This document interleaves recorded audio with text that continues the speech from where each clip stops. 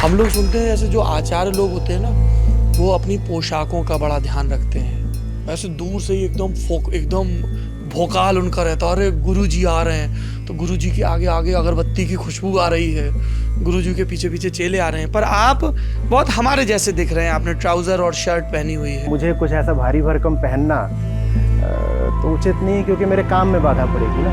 अद्वैत के बारे में बताइए। अद्वैत एक तरह की ठसक है जिंदगी के सामने, कि तन के खड़े हो गए हैं कि दुनिया के सामने भिखारी नहीं बनेंगे। क्या आप इस बात से एग्री करते हैं कि कुछ एक्सटेंट तक हमारी लाइफ में डर और लालच होना जरूरी है, क्योंकि वो हमें डिसिप्लिन रखता है? भय ही है जो तुमको बदल देगा, पर फिर वो सही भय होना चाहिए। गीता की बात करते हैं तो उसमें लिखा होता है कि कर्म करो, फल की चिंता ना करो, फल तो आपको मिल जाएगा। गीता बिल्कुल नहीं कह रही है कि कर्म करो, फल की चिंता मत करो। गीता कह रही है कि जब सही कर्म करोगे तो फल की चिंता होगी ही नहीं। सर, अभी आप कह रहे थे कि सही कर्म वो है जो स्वयं को केंद्रित करके ना किया जाए। फिर हम फाउंटेन हेड जैसी चीज़ पढ़ते हैं जिसमें लिखा जाता है कि सेल्फिशनेस इज़ अ वर्च्यू। ये सेल्फ दो होते हैं, इसीलिए जब अंग्रेजी में लिखते हैं तो एक सेल्फ लिख देते हैं स्मॉल एस से, एक लिख देते हैं कैपिटल एस से। जब लिखते हैं हिंदी में या संस्कृत में तो एक को कहते हैं आत्म और एक को कहते हैं अहम। आपकी नज़र में बेहतर होना क्या है? मतलब महत्वाकांक्षा क्या है जो करने के बाद मैं फील करूं कि नहीं अब मैं बेहतर हूं? बेहतरी का मापदंड तो दुख ही है। हाँ, खाएं क्या कि साहब आपको ये खाना नहीं चाहिए क्योंकि यहाँ पे एक व्यक्ति को या किसी जानवर को मारा गया। बात उसको खाने की नहीं है, बात उसको मारने की है। जब आप उसको मार रहे हो, मारते वक्त आप कुछ हो जाते हो। उस क्षण में जाओ जब आप कत्ल करते हो, उस कत्ल में आप कुछ हो गए हो ना।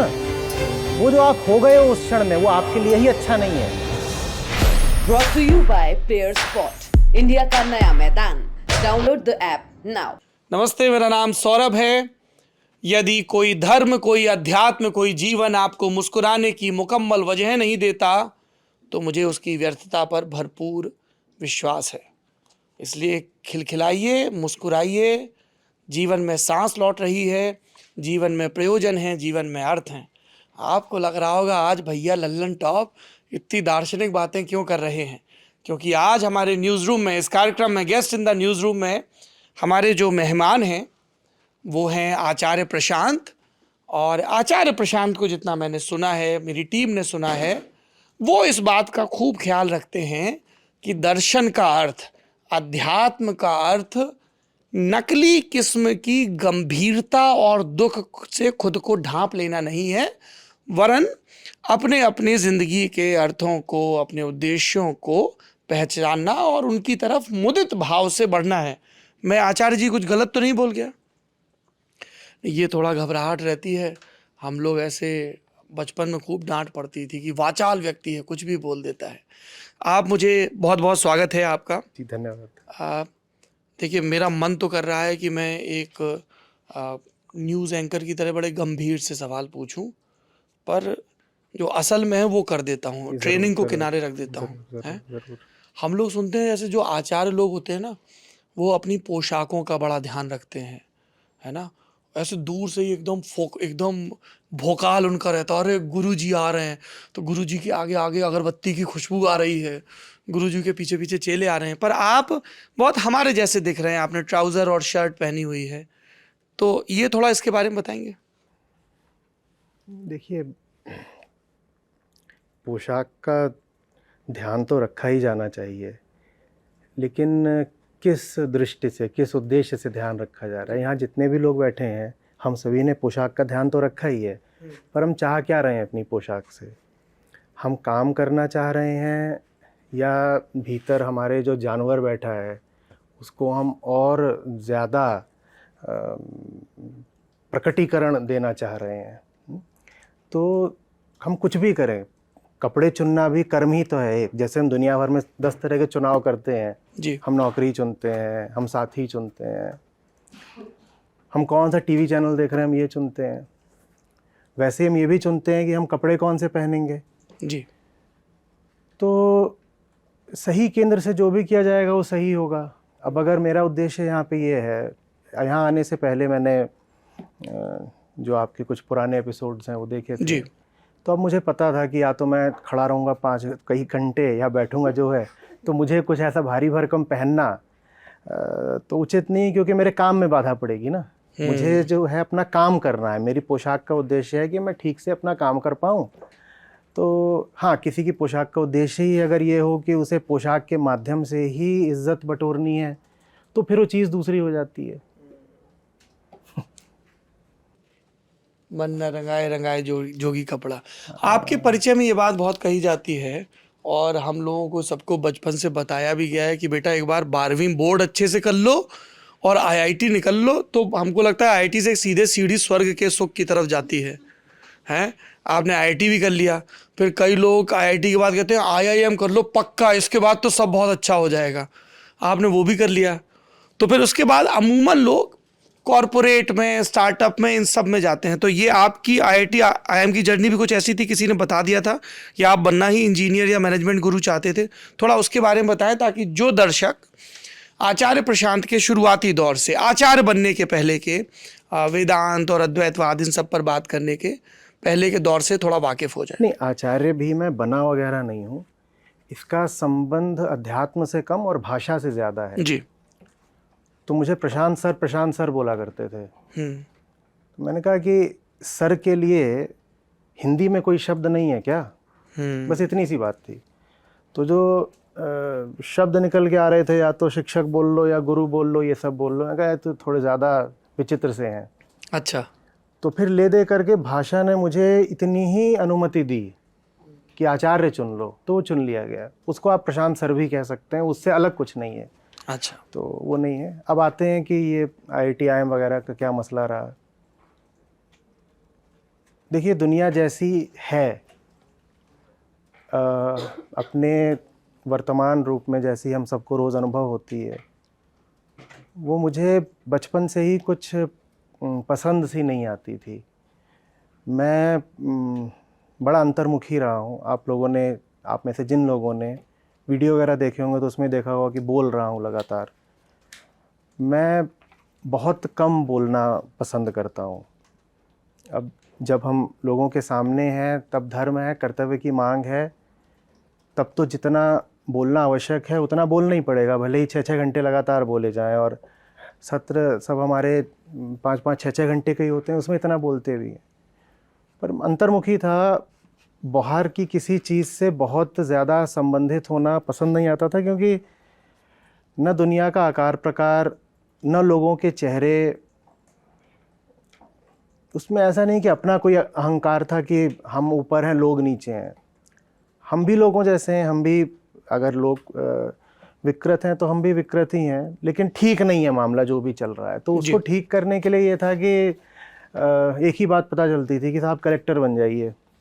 और घर में भी यही था कि माताजी पिताजी दोनों की ओर से ब्यूरोक्रेट्स थे और उत्तर प्रदेश की शिक्षा दीक्षा, तो हुआ कि सिविल सर्विसेज में जाना है। फिर 9वीं 10वीं तक आते आते ये पता चला कि उसमें सिलेक्शन ज़्यादा आईआईटी वालों का होता है। सब टॉप रैंक सब आईआईटी वालों की दिखाई दे रही थी, तो कहा चलो आईआईटी चलते हैं। अच्छे थे, खुशकिस्मती थी पढ़ने में, तो बोर्ड में भी टॉप कर लिया था, नंबर अच्छे आ गए थे। तो फिर आईआईटी की तैयारी कर ली। तो आईआईटी इसलिए गए थे कि वहाँ से समाज सेवा का या प्रशासनिक सेवा का रास्ता खुलेगा। फिर तैयारी करने के दरमियान ही साफ़ होने लग गया था कि मामला वैसा है नहीं जैसा दिखता है। और प्लेसमेंट भी हो गया 4th ईयर के बाद आईआईटी से।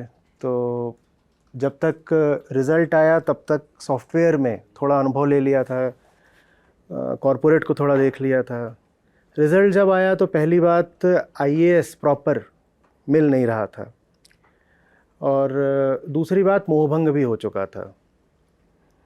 तो और साथ में ये भी दे दिया था कैट आईएम में हो गया था। तो मोहभंग कुछ इस कदर हुआ था कि आईएम चला गया। सर मैं आपको बीच में रोक रहा हूँ। ज़रूर।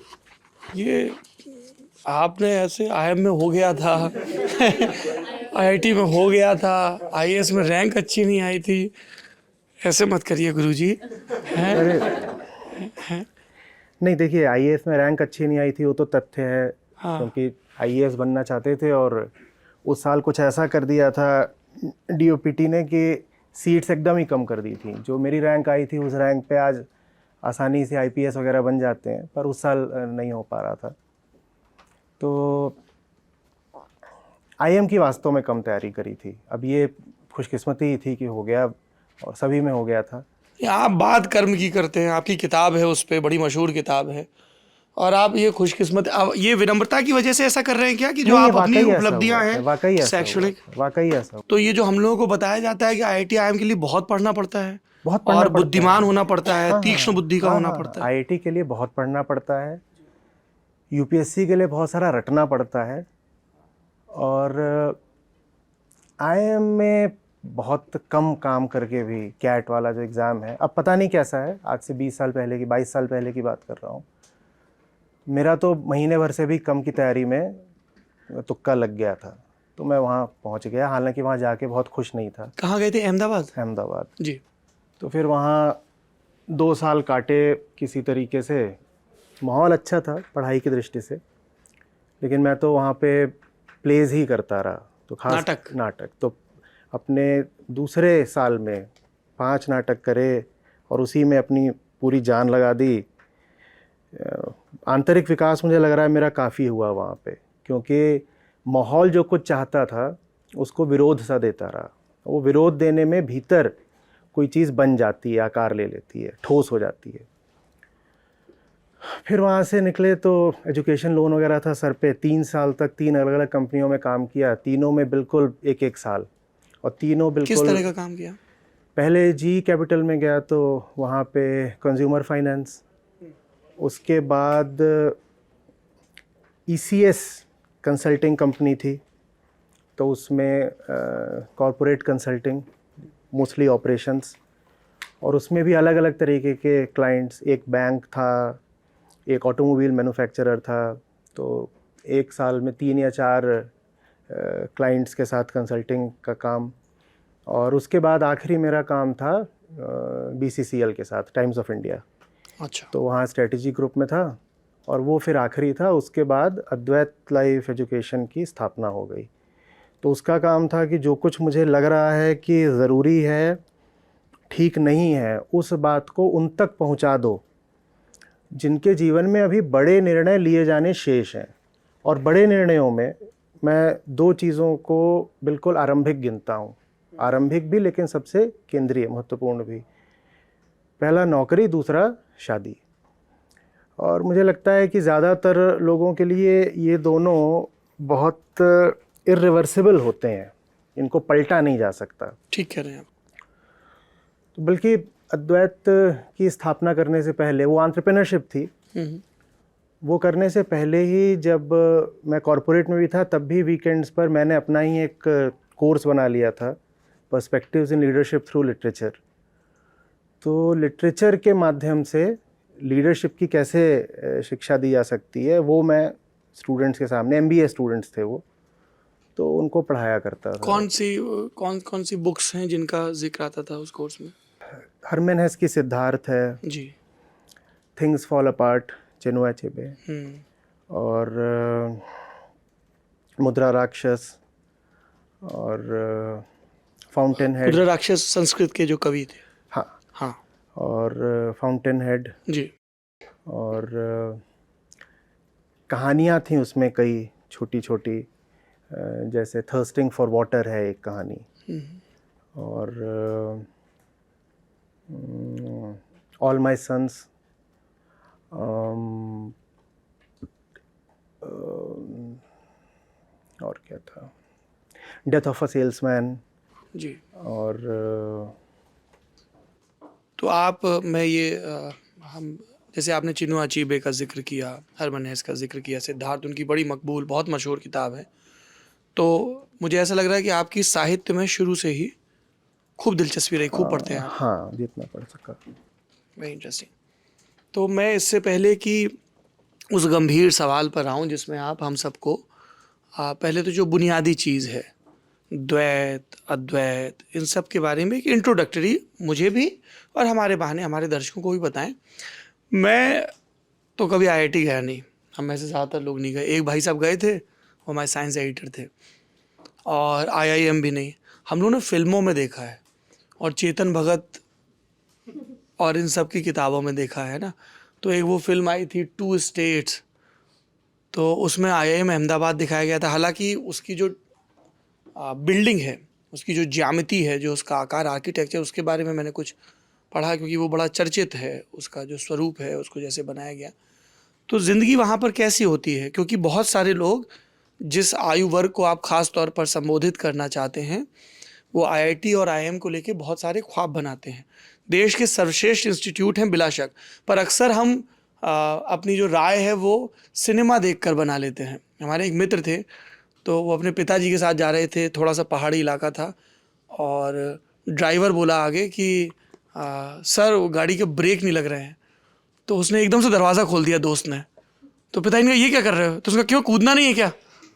क्योंकि उसने फिल्मों में देखा था कि गाड़ी के ब्रेक जब गड़बड़ होते हैं तो वो फेल हो जाते हैं, गाड़ी खड्डे में गिरती है, तो आपको कूदना होता है। इसलिए ये सवाल है कि जीवन IIT दिल्ली और IIM अहमदाबाद में कैसा होता है? देखिए, 2 तरह की शिक्षा हो सकती है जी। एक वो जिसमें आपको दुनियादारी पढ़ाई जाती है, एक वो जिसमें आपको पता चलता है कि आप हैं कौन और ये दुनिया चीज़ क्या है। एक तो शिक्षा वो है जिसमें दुनिया में सफल कैसे होना है, इसके सूत्र दिए जाते हैं। और दूसरा ये है कि मैं खुद क्या भला हूँ और मेरा इस पूरी दुनिया से संबंध क्या है, ये पता चलता है। तो आम तरह के संस्थान होते हैं। अब एक ये मान लीजिए, एक ये तल है, एक एक्सिस है ये, ठीक है। तो वो एक तल पर होते हैं, उससे थोड़ा बेहतर कर लीजिए तो एक और कॉलेज आ जाएगा, उससे थोड़ा बेहतर कर लीजिए तो एक और कॉलेज आएगा, उससे थोड़ा बेहतर कर लीजिए तो एक और आ जाएगा। इनमें सब में कोई मूल अंतर नहीं है। बस ये ऐसे ही हुआ है कि जैसे एक 80 सीसी की बाइक है, फिर एक 110 सीसी की बाइक है, फिर 150 सीसी की बाइक है। वो चीज़ एक ही है, कुछ ऐसा अंतर नहीं आ गया है। बस एक थोड़ा ज़्यादा पावर के साथ तेज़ी से आपको वहाँ पहुँचा देगी, लेकिन आपको पता तो जाना कहाँ है। एक आदमी है जो एक साधारण इंजीनियरिंग कॉलेज या MBA कॉलेज में है, वो भी अपने बारे में ऐसे ही गुमशुदा है, दिग्भ्रमित, कुछ नहीं जानता करना क्या है। एक IITian हो सकता है, वो भी इसी तरीके का, बस इतना सा है कि वो जिस जगह पहुंचना चाहता है ज़रा तेज़ी से पहुंच जाएगा, लेकिन जहां पहुंचना चाहता है वो जगह ही अगर गलत हो तो दोनों को ही पैसा मिल जाएगा, एक को थोड़ा कम मिल जाएगा, एक को ज़्यादा मिल जाएगा, पर पैसे का करना क्या है यही ना पता हो तो IITian वगैरह ठीक है, लेकिन उसको इतना भी ज़्यादा महिमा मंडित करने की ज़रूरत नहीं है कि पता नहीं क्या हो गया, क्योंकि कुछ खास हो गया नहीं। तो मैंने वहाँ से बहुत सीखा है और ऋणी हूँ, आभारी हूँ। लेकिन अपने बैचमेट्स की ओर देखता हूँ, जूनियर्स हैं, सीनियर्स हैं, ठीक है, अच्छी बात है, सब एक ही थैली के चट्टे बट्टे हैं। 500 सीसी की भी बाइक होती हैं, 1200 सीसी की भी बाइक होती हैं। करोगे क्या? करोगे क्या? वो खड़ी तो कर ली है, उसमें साथ किसको बैठाना है, उसको लेके कहाँ जाना है, और जहाँ पहुँचना है वहाँ करना क्या है ये पता तो हो। नहीं तो वो बाइक लेके खड़े रहो, हाँ दूसरे लोग दाद देते रहेंगे, वाह वाह वाह क्या बाइक है, भी यहाँ से निकलती हैं आवाज़ें आती हैं, आपको बड़ा अच्छा लगता है। वैसे ही कोई यहाँ पे अपने चिपका ले, IIT है, IIM है, IAS है, देखने वालों को बहुत अच्छा लगेगा। जिसने चिपका रखा है उससे पूछिए उसे क्या मिल रहा है। मुझे नहीं लगता बहुत ज़्यादा। पर्पस होना ज़रूरी है जीवन में। जीना तो अपने साथ होता है ना, कि नहीं? जीना तो अपने साथ है ना। अगर भीतर लगातार एक घन चल ही रही है, बेचैनी बनी हुई है, असुरक्षा है, कहीं भी खड़े हुए हैं तो वहाँ पर खुद को बचाने की ज़रूरत अनुभव होती है, कल क्या होगा ये सोच सोच करके मुंह उतरा रहता है। तो चाहे सड़क पे चलता आदमी हो, चाहे BMW में चलता आदमी हो, प्राइवेट जेट वाला आदमी हो, अंतर क्या है? आप एक बार उनके मन में उतर के देखिए। अगर भीतरी माहौल वही है कि आँख खोल रहे हो आप सुबह और आँख खोलते ही एकदम कोलाहल आ गया, तो आप किस बिस्तर पर सोए थे इससे क्या फ़र्क पड़ता है? बिल्कुल सही कह रहे हैं। क्योंकि जीना हमें बिस्तर पर नहीं है, जीना हमें अपने भीतर है। अनुभव करने वाला भीतर बैठा है, उसकी ओर हमारी शिक्षा ध्यान नहीं देती, परवरिश ध्यान नहीं देती, मीडिया का तो कहना ही क्या। पर आप खुलकर कहिए, क्योंकि यहाँ पर जो मीडिया वाले हैं, खुल करके क्या, 7000 वीडियो है यूट्यूब पे, 100 किताबें, मैं तो बोलता ही रहता हूँ, दिन रात बोलता रहता हूँ। एक सत्र 6-6 घंटे का होता है। नहीं, मैं कह रहा हूँ इन मीडिया वालों को तो ज़रूर, इनको बहुत बोला है मैंने। इनको बहुत बहुत बोला है, और अभी मैं आपका अतिथि हूँ तो क्योंकि मैं ये इसलिए कह रहा हूँ क्योंकि हम आपके कहे से इत्तेफाक रखते हैं, और वो इत्तेफाक सिर्फ एक वीडियो में अतिथि के सामने हामी भरने तक सीमित नहीं है। धन्यवाद। हमें मनसा वाचा कर्मणा ये लगता है कि शिक्षा का उद्देश्य प्रश्नाकुलता पैदा करना, चरित्र का निर्माण करना, आपकी ज़िंदगी का मकसद क्या है, आप समाज के प्रति आपके दाय क्या हैं, प्रकृति के प्रति आपका बोध कैसा है, ये सब चीज़ें अनिवार्य रूप से होनी चाहिए। ज़िंदगी का इकलौता मकसद CTC नहीं होना चाहिए। हाँ, आपको संसाधन चाहिए अपने दैनंदिन जीवन की आवश्यकताओं की पूर्ति के लिए, और आपके जो तमाम ऋण हैं माता के, पिता के, समाज के प्रति, उनसे उऋण होने के लिए। इसलिए मैं चाहता हूँ कि जब मुझे नहीं पता कि टोकूंगा आपको, जी प्लीज, थोड़ा सा इससे हटकर है शिक्षा का उद्देश्य। देखिए, प्रश्नाकुलता आपने कहा पैदा की जानी चाहिए, प्रश्नाकुलता सब में है। दुनिया में कोई आदमी नहीं है जो 100 सवाल लेके नहीं घूम रहा। बात यह है कि वो सवाल किस स्तर के हैं, किस गुणवत्ता के हैं। अभी कोई वही नीचे टीवी स्क्रीन 3 लगी हुई थी आपने जहां मुझे बीच में विश्राम कराया, अब उसमें भी तो यही करा जा रहा है कि आपके भीतर सवाल उठाए जा रहे हैं। आप कोई वेबसाइट खोल लीजिए न्यूज़ की, हु इज़ हॉट, लोलो और लेबो, ये भी तो एक सवाल ही है। अब ये आप यही तो रहता है कि हाँ देखें हॉट तस्वीरें, ज़्यादा हॉट कौन है, ये आपके भीतर सवाल ही तो पैदा किया जा रहा है। एक छोटा बच्चा होता है, उसके भीतर भी 100 सवाल होते हैं, लेकिन वो सारे सवाल हमारी दैहिक वृत्तियों से आते हैं, हमारी पार्श्विक वृत्तियों से आते हैं। किसी भी स्तर का आदमी हो, सवाल तो करता ही रहता है। चोर भी सवाल करता है, किस घर में चोरी करना उचित रहेगा। तो प्रश्नाकुलता पर्याप्त नहीं होती। प्रश्न करने का एक नया केंद्र इंसान में जागृत करना पड़ता है। हमारे सारे सवाल इसके बारे में होते हैं, ये क्या है, ये क्या है, ये क्या है। अभी आप यहाँ पर एक बच्चे को ले आएँ या आप एक पशु को ले आएँ, वो दोनों एक काम ज़रूर करेंगे, वो छू छू के देखना शुरू कर देंगे। यहाँ एक खरगोश होगा, वो सूंघना शुरू कर देगा, कुत्ता होगा वो भी इधर उधर जाएगा, ऐसे ऐसे करेगा। ये प्रश्न ही है, वो जिज्ञासा कर रहा है। बात यह है कि वो जिज्ञासा सारी की सारी हमेशा बहिर्मुखी होती है। दुनिया क्या है इसको जानना है। और ये बात थोड़ी विचित्र है, क्योंकि आपको लगता है आप दुनिया में जी रहे हैं, आप दुनिया में नहीं जी रहे होते हैं, दुनिया में बाद में जी रहे होते हैं। पहले आप यहाँ जी रहे होते हैं, और यहाँ को लेके कोई प्रश्न प्राकृतिक रूप से कभी उठने नहीं वाला। तो कुछ प्रश्न जगाए जाते हैं। आप ऐसा भी कह सकते हैं कि कुछ प्रश्न आपके भीतर आरोपित करने ज़रूरी हैं। आप अगर इंतज़ार करेंगे कि आप उसको छोड़ देंगे कि तू जो खुद पूछेगा मैं उसका उत्तर दे दूंगा, वो कभी सही प्रश्न पूछने ही नहीं वाला। तो प्रश्न भी सही क्या है ये सिखाना पड़ेगा, नहीं तो सवाल ताउम्र पूछता रहेगा, लेकिन वो सारे सवाल एक ही आयाम के, एक ही दिशा के होंगे। उन सवालों के उत्तर मिल भी गए तो शांति नहीं मिलेगी। वो उत्तर होंगे, समाधान नहीं होंगे। एक प्रश्न से बस दूसरा प्रश्न निर्मित हो जाएगा, और इसमें फ़ायदा क्या अगर प्रश्न से प्रश्न बन रहा है।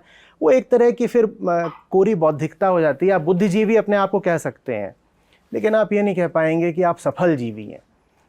तो वो जो सही सवाल है वो हम पूछते ही नहीं हैं। अध्यात्म का पहला उद्देश्य होता है जी कि हमें सही सवाल पूछना सिखाए। नहीं तो आप अगर प्रश्न ही गलत पूछ रहे हैं तो जीवन भी आपको सही उत्तर कैसे दे देगा। और अब तो देखिए मामला उदारवाद का है, जहाँ पर किसी को तकलीफ़ देना ठीक नहीं समझा जाता, तो यही कहा जाए कि भाई अगले ने जो पूछा है आप बस उतने का जवाब दे दीजिए, आप उसको चढ़े क्यों जा रहे हैं। ठीक है, नहीं चढ़े जाएंगे, लेकिन वो जब सवाल ही कुल इतना पूछ रहा है कि आलू महंगा है कि कद्दू, तो इसका हम फिर कितना विस्तृत और व्यापक उत्तर दे सकते हैं। सबसे पहले तो उसका सवाल ठीक हो, उसके सवाल में कुछ दम हो। मतलब थोड़ा अब इसमें व्यक्तिगत हो जाता है। मेरा काम इसलिए बड़ा कठिन हो जाता है, मुझे सब सवालों के उल्टे पुल्टे जवाब देने पड़ते हैं। जी, जो नहीं पूछा होता है वो बताना पड़ता है, जो पूछा होता है वो चीज़ ऐसी होती है कि बताओ नहीं बताओ कोई अंतर पड़ना नहीं है। उसको बता भी दिया तो क्या पा जाएंगे। वो पूछ रहा है स्कोर क्या हुआ है, पूछ रहा है शेयर मार्केट आज कितनी उठेगी, वो पूछना चाह रहा है अगले चुनाव में क्या होने वाला है। मैं बताऊं नहीं बताऊं क्या फ़र्क पड़ता है। असली सवाल पूछा नहीं जाएगा, लेकिन फिर भी जवाब तो देना है। तो मुद्दे से भटकना पड़ जाता है कई बार, और वो ठीक है कि आप से वो भी बोल दीजिए जो नहीं पूछा गया है। क्योंकि बात ये नहीं है कि आपको प्रश्न की गरिमा और बातचीत की मर्यादा रखनी है। बात यह है कि आप चाह रहे हो कि कुछ सार्थक हो जाए, कुछ शुभ हो जाए। आप जहाँ पर हो वहाँ पर आपको कुछ भला करके वापस आना है। तो इसलिए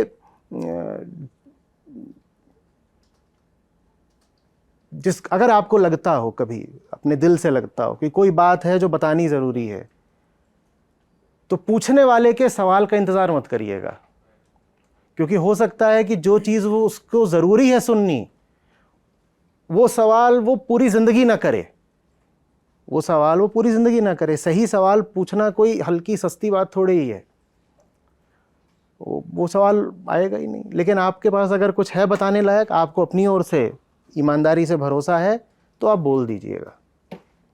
मैं कुछ कह पा रहा हूँ, कुछ जी बिल्कुल बात बन रही है। हाँ? ये बड़े उद्दंड लोग हैं, नहीं कह पा रहे होते, अभी इन तक बात ना पहुंच रही होती तो ये मोबाइल उठा के और काम के।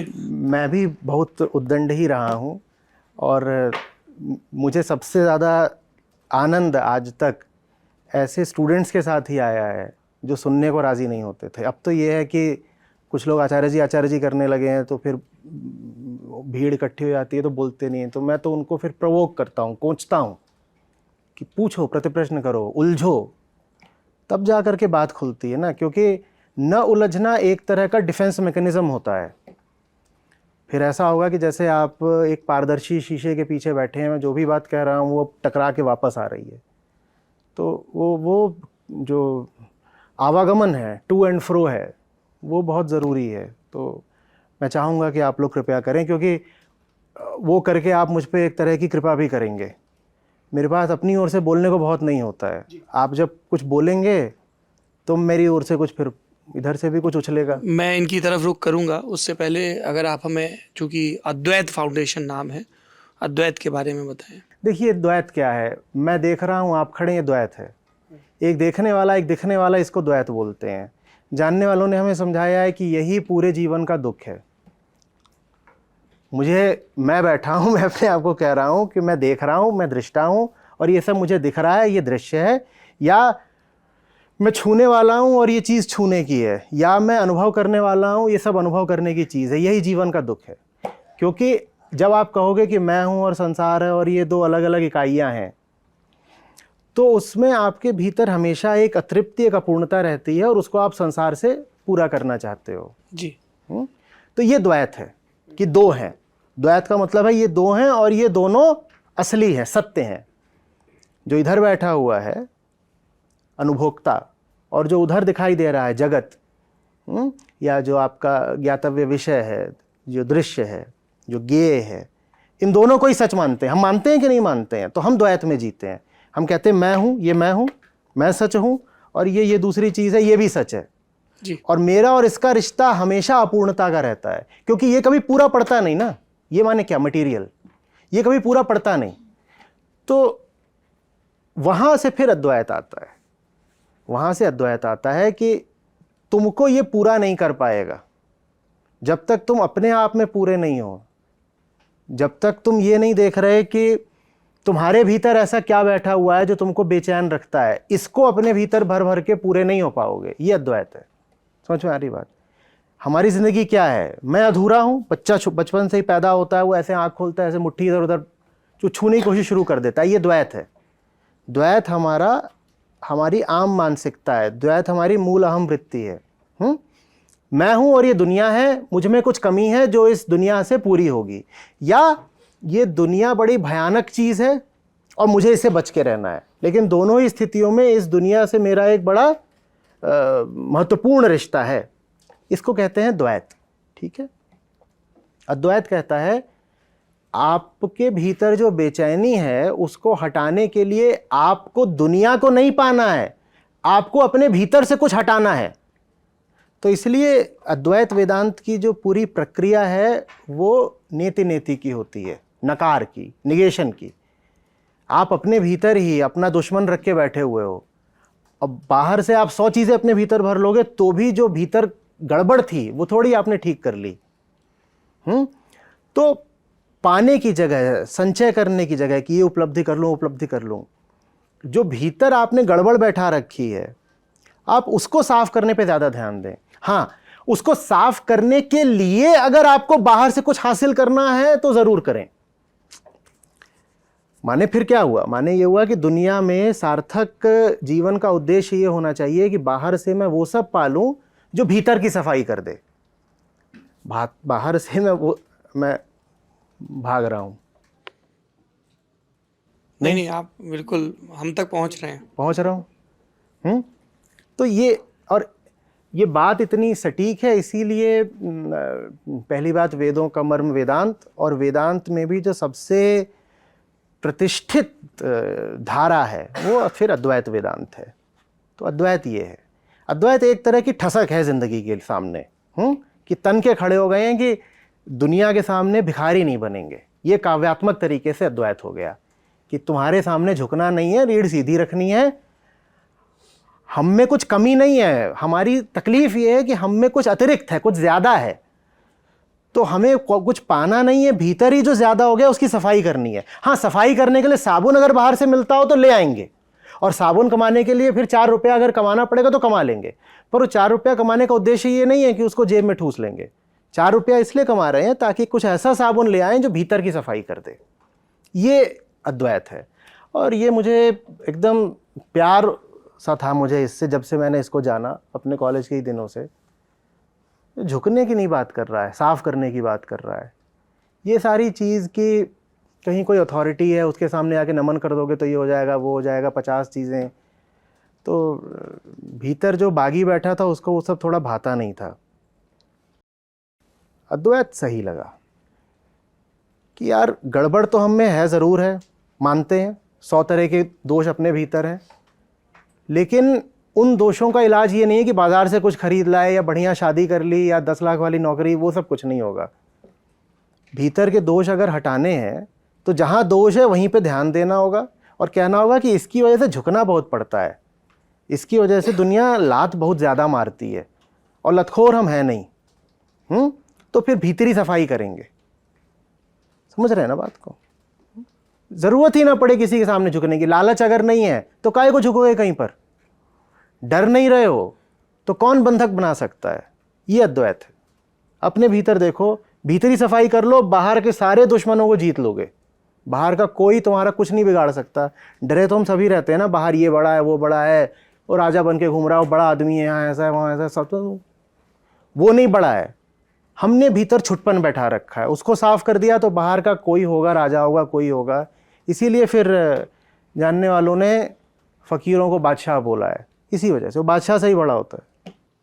ये अद्वैत का जो दर्शन है बोध के स्तर पर, इसकी शुरुआत अगर हम किन गुरुओं से हुई, किन्होंने इनके भाष्य? सीधे उपनिषदों से है शुरू, सीधे उपनिषदों से शुरू है। और उपनिषदों में बहुत नाम वगैरह हमें देखने को मिलता नहीं। कुछ के हम नाम जानते हैं, हम याज्ञवल्क्य का नाम जानते हैं, मुद्दालक का नाम जानते हैं, कुछ लोगों के हम जानते हैं, कुछ ऋषियों के नाम हम जानते हैं। पर हम ये भी नहीं कह सकते कि वेदांत इनकी बपौती है। हम उन्हें वेदांत का ऑथर नहीं बोल सकते। उनके नाम बस यूं ही संयोगिक तरीके से हमें पता चल गए हैं। तो वेदांत लगभग बेनाम है, एनोनिमस है।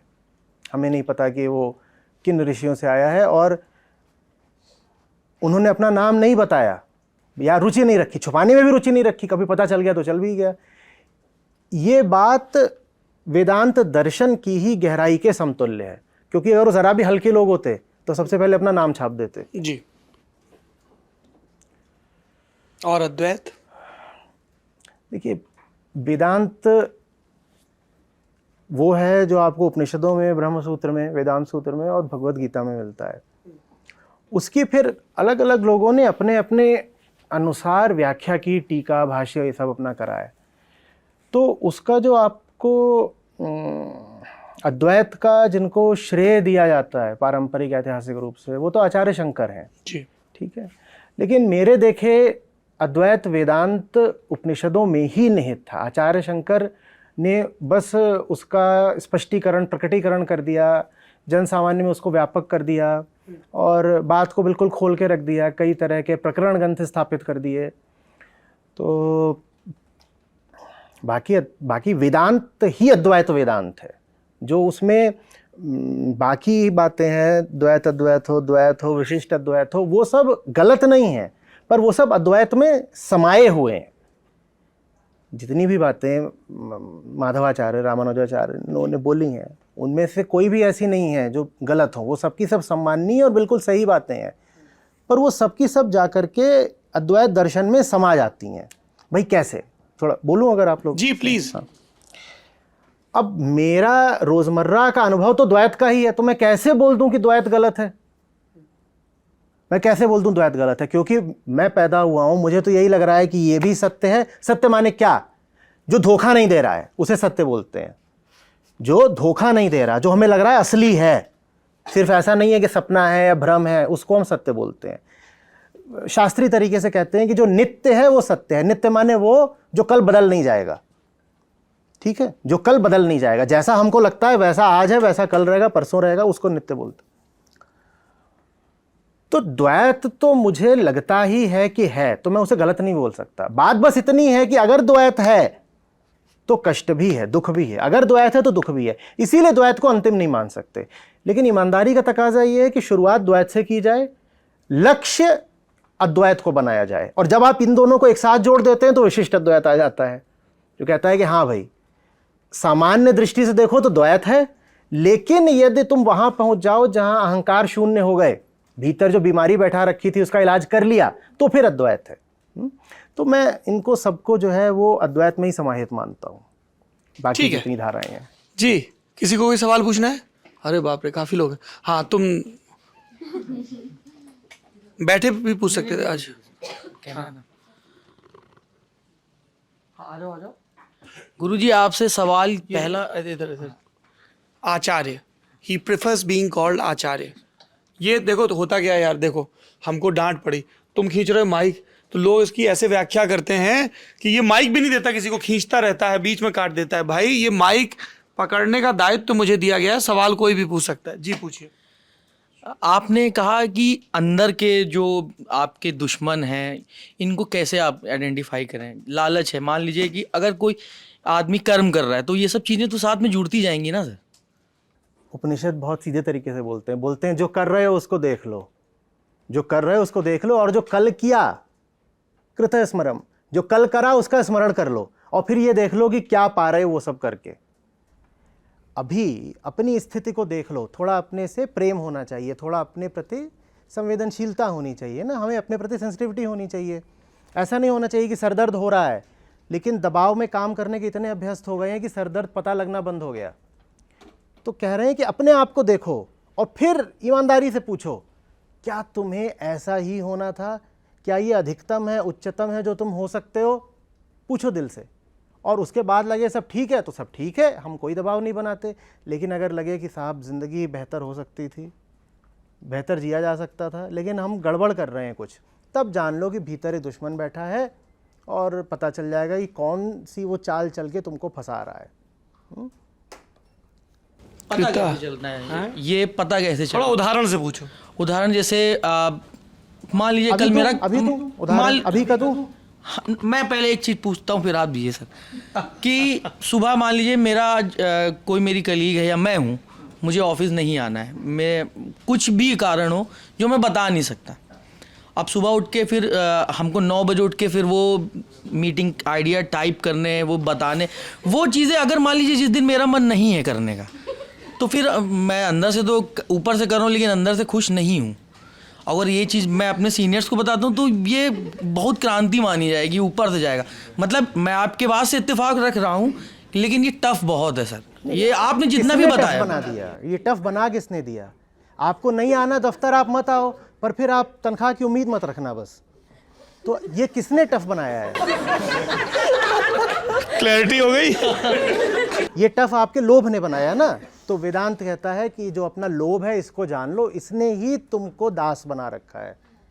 कहा तो मतलब कई ऐसे लोग भी हैं जो कहते हैं कि ये बातें बड़ी बड़ी होती हैं, जब बड़ी-बड़ी ग्राउंड क्या पे बात है? नहीं, जबकि ग्राउंड पे आती है तो टफ हो जाता है। कैसे टफ हो जाता है? टफ इसलिए हो जाता है क्योंकि लोभ के साथ अक्सर काम वासना भी जुड़ी है जी। अब आप कर्तव्य या जिम्मेदारी के नाम पे या परंपरा के नाम पे आप इतना बड़ा मान लीजिए परिवार कर लें, या आपने एक बहुत बड़ा शिक्षा ऋण या कार लोन अपने ऊपर चढ़ा लिया है, तो फिर तो आप कहेंगे ही कि मुझे इतनी तनख्वाह हर महीने चाहिए ही चाहिए, नहीं तो किस्त कैसे चुकाऊंगा। तो इसलिए फिर आप टफ टफ कहना शुरू कर देते हैं। नहीं तो टफ क्या है? अगर आपने 100 तरह की जंजीरें से खुद ही ना स्वयं को जकड़ रखा हो, तो क्या टफ है। तो मान लीजिए सर कि कोई इंसान है जिसके पास मतलब जो विलासिता का शौक रख रहा है, उसके लिए काम कर रहा है, पैसे कमा रहा है, तो क्या वो अंदर से साफ नहीं है? विलासिता का शौक कोई नहीं रखता, जब भीतर समस्या होती है तो बाहर विलासिता होती है। तो आपके कहने का मतलब ये है कि अगर अद्वैत की तरफ जाना है तो ये मतलब काम करना है तो कर्म तो बहुत बड़ी चीज़ है, लालच छोड़ दो, बहुत ज़्यादा की उम्मीद छोड़ अद्वैत दो। की तरफ जाना है ये मैं नहीं बोल रहा हूँ, अद्वैत की तरफ जाना है ये आप बोल रहे हैं, क्योंकि द्वैत से आप संतुष्ट नहीं हैं। जैसी ज़िंदगी चल रही है वही द्वैत कहलाता है। आप उससे खुश हैं क्या? और नहीं खुश हैं तो अद्वैत समाधान है, और कोई समाधान है ही नहीं। खुशी तो आदमी अपनी उसमें ढूंढता है ना कि हम जो आज खुशी 10 लाख, कल ढूंढते 20 लाख, हैं, वो फिर 30 लाख। मतलब अगर कोई इस चीज़ की उम्मीद कर रहा है आज 10 है कल 20 हो जाए, तो वो गलत है क्या? परसों पीछे बीते हुए कल में 5 कृता था, है स्मरणम। बीते हुए कल में 5 था, आज 10 हुआ, कितने खुश हो गए? और अगर 5 से 10 में खुश नहीं हुए तो 10 से 20 में कितने खुश हो जाओगे? इस पे तुम विचार करो, हम फिर आएंगे। नहीं, ये गंभीर बात है। देखिए कि आप मैं बहुत देर से कंफ्यूज हो रहा था सर की बात से कि अगर मैं इसको अप्लाई करता हूँ अपने साथ तो मेरी लाइफ कैसी होगी? तुम्हारी लाइफ में सुकून आएगा। ये कभी नहीं करना चाहिए, ये सोचना कि अगर मैं बेहतर हो जाता हूँ तो फिर जीवन कैसा होगा। कारण बताता हूँ, ये प्रश्न लगभग वैसा होता है कि आपने मान लीजिए कोई चीज़ ज़िंदगी में कभी देखी नहीं, मान लीजिए आप बचपन से ही नेत्रहीन रहे हैं और डॉक्टर बोले कि अब सर्जरी होगी आपकी, लेकिन सर्जरी का आपको इतना मूल्य देना पड़ेगा, तो आप कहें कि पैसा ज़्यादा ले रहे हो, पहले डेमो दिखाओ, पहले बताओ कि जब हम ठीक हो जाएंगे तो हमें कैसे दिखाई देगा। अब वो आपको कैसे बताएगा कि जब आप बेहतर हो जाओगे तो आपको क्या अनुभव होगा। लेकिन ये प्रश्न पूछ करके हम अपने आप को ये उत्तर दे देते हैं कि आगे जो होगा वो कोई बहुत अच्छा तो हो नहीं सकता। मेरा आज तक का अनुभव किसका रहा? अंधेरे का रहा है, क्योंकि मेरे ये रही नहीं है। मेरा आज तक का अनुभव अंधेरे का रहा है, तो मैं भविष्य की भी जो सबसे उज्जवल प्रकाशित कल्पना कर लूँगा वो भी कैसी होगी? अंधकार में ही होगी। और वो कल्पना करने के बाद मैं अपने आप को कह लूँगा अभी भी अंधेरा है, आगे भी अंधेरा है, तो इतना पैसा मैं डॉक्टर को दूँ काहे के लिए? तो ये प्रश्न कभी नहीं करना चाहिए कि यदि मैं बेहतर हो गया तो क्या हो जाए। यदि आप बेहतर हो गए तो आप बेहतर हो गए, बस यहीं रुक जाइए। बेहतर हो गए तो हो गए बेहतर, फिर क्या होगा ये नहीं पूछना चाहिए। अरे जिज्ञासु, कन्फेशन है। नहीं, ये कन्फेशन नहीं चाहिए। बात में सर ने कहा था कि सवाल का स्तर ऐसा होना चाहिए कि पूछने, मैं बड़ी देर से सर सोच रहा था कि पूछूं कि ना। नहीं, देखिए, ये आचार्य प्रशांत ने यहाँ पर ये कहा कि सवाल भी अच्छे होने चाहिए, पर इसका मतलब ये नहीं कि आपके मन में जो जिज्ञासा आ रही है आप उसको दबा लें कि पता नहीं मेरा सवाल अच्छा है या नहीं। हमने इतने बरसों में यही सीखा है कि हमारे मन में जो भाव आ रहा है, पहला साहस वहीं से शुरू होता है कि हम उसको प्रकट करें। गलत होने का भय है ना, तो भय से ही तो मुक्ति की बात हो रही सारी। बहुत से बहुत क्या होगा कि तुम्हारा सवाल बहुत लोगों को गलत लगेगा, ठीक है। नहीं, सवाल अगर मैंने वैसा कुछ आपको संदेश दे दिया है तो मैं उसके लिए, सवाल सही गलत नहीं होते, सवाल सिर्फ ईमानदार होने चाहिए, ठीक है। पूरे अध्यात्म का उद्देश्य क्या है? हम जैसे भी हैं, हमको आईना दिखाना ताकि हम बेहतर हो सकें। तो हम जैसे भी हैं अगर उसको हम सामने ही नहीं लाएंगे तो हम बेहतर कैसे हो जाएंगे? गलत सवाल सिर्फ वो है जिसमें बनावट है, और दूसरा गलत सवाल वो है जो कोई पूछा ही नहीं जा रहा। हाँ, अभी आपने एक सेकंड रुको, ये थोड़ा तो क्या करना है, कैमरा हिलाना है। आप इधर आ जाओ, इधर आओ, इधर, शाबाश। आपका तो नाम ही ज्योति है। आपने जैसे अरे दीदी माइक इधर है। तो मैं इधर देख के बोलूँ, उनकी तरफ देख कर ना बोलूँ? हाँ, कैमरा भी इधर है। अच्छा, मेरा ये सवाल है, जैसे कि अभी आपने बोला कि अद्वैत मतलब अंदर डर और लालच का ख़त्म होना। क्या आप इस बात से एग्री करते हैं कि कुछ एक्सटेंट तक हमारी लाइफ में डर और लालच होना ज़रूरी है, क्योंकि वो हमें डिसिप्लिन रखता है? Good question. उस हद तक डर और लालच का होना ज़रूरी है जिस हद तक डर का विषय ठीक है, लालच का विषय ठीक है। लालच करो तो उच्चतम का करो, किसी छोटी चीज़ का नहीं करना है। और डरो तो उच्चतम को खो देने की आशंका से डरो। तो डर और लालच ठीक है। इसको थोड़ा उदाहरण से समझाइए।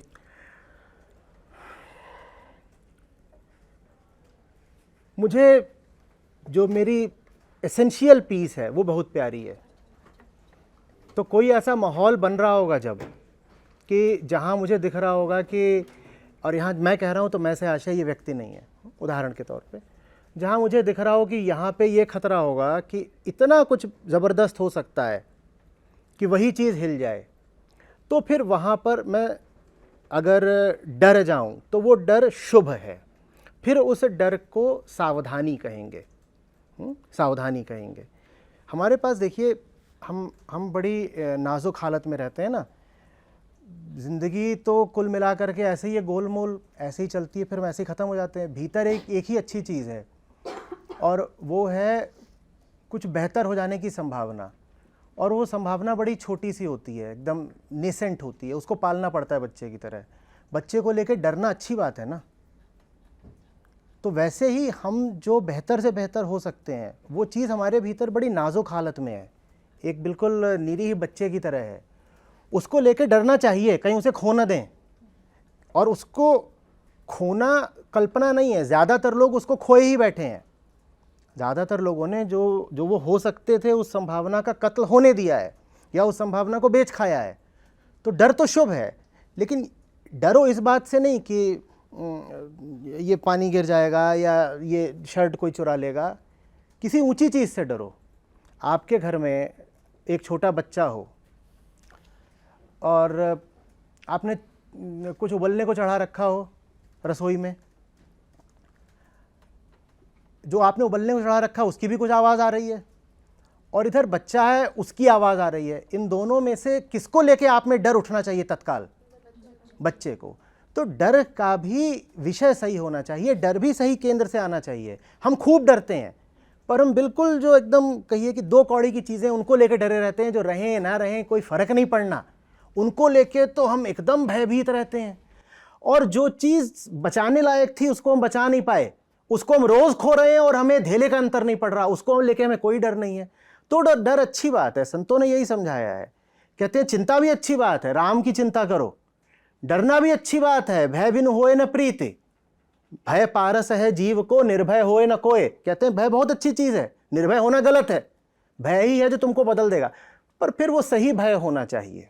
हाँ सर, ऐसा कहा जाता है जैसे आमतौर पे कि जो करवाते हैं भगवान करवाते हैं, भगवान ने जो किया अच्छा किया, ऐसा कुछ लोग कहते हैं। वहीं अगर हम गीता की बात करते हैं तो उसमें लिखा होता है कि कर्म करो, फल की चिंता ना करो, फल तो आपको मिल जाएगा। तो एग्जैक्टली कर्म कौन करवा रहा है, हम खुद कर रहे हैं क्या? ऐसा कहीं नहीं लिखा है गीता में, ऐसा व्हाट्सएप पे पढ़ा था क्या? नहीं सर, ऐसा मतलब सुना है, मम्मी हमेशा से बचपन से बोलती गीता थी। इतना प्यारा ग्रंथ है, पढ़िए ना, सुन क्यों रहे हैं कहीं, बस उठाइए पढ़िए उसको। गीता बिल्कुल नहीं कह रही है कि कर्म करो फल की चिंता मत करो। गीता कह रही है कि जब सही कर्म करोगे तो फल की चिंता होगी ही नहीं। वो सही कर्म है जो व्यक्तिगत केंद्र से ना किया गया हो, जो आप बस अपने लिए नहीं कर रहे कि मैं, मेरा परिवार, मेरी जेब, मेरी रुचियां, मेरे स्वार्थ, वो सही कर्म है। चूंकि वो अपने लिए नहीं कर रहे हो, तो उसी को सांकेतिक तौर पे यूफेमिस्टिकली कह देते हैं कि कृष्ण के लिए कर रहे हो। तो ऐसे भी कह देते हैं कि कृष्ण को समर्पित करके करो, या कह देते हैं कि वो निष्काम कर्म है, क्योंकि अपने लिए नहीं। गोविंदम तुभ्यमेव समर्पयेत्। अपने लिए नहीं है, अपने लिए नहीं है। लोग फंस जाते हैं, अपने लिए नहीं तो किसके लिए है? तो उनको समझाने के लिए कह दिया गया कि गोविंद के लिए है, गोविंद को समर्पित है। गोविंद को नहीं समर्पित है। उसका अर्थ बस ये है कि अपने लिए करोगे तो वही तो कर रहा होगा ना जो दुखी है। वो दुखी है इसलिए अपने लिए कुछ करना चाहता है, पर वो दुखी क्यों है? क्योंकि पगला है। एक पगला अपनी भलाई भी करेगा तो क्या करेगा? और गड्ढे में गिरेगा। तो अपने लिए करो ही मत कुछ। अपने लिए अगर कुछ कर सकते हो तो यही कर लो कि अपनी सफाई कर लो। अपने लिए अधिकतम तुम ये कर सकते हो, ठीक है। दूसरा आपने जो बोला अभी, पहला जो मुद्दा था कि भगवान ने क्या बोला था? जो करते भगवान करवाते हैं।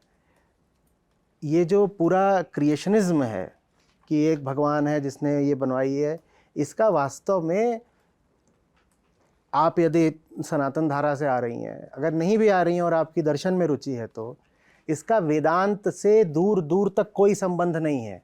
वेदांत में न कोई भगवान है, न कोई ईश्वर है, चेतना मात्र है।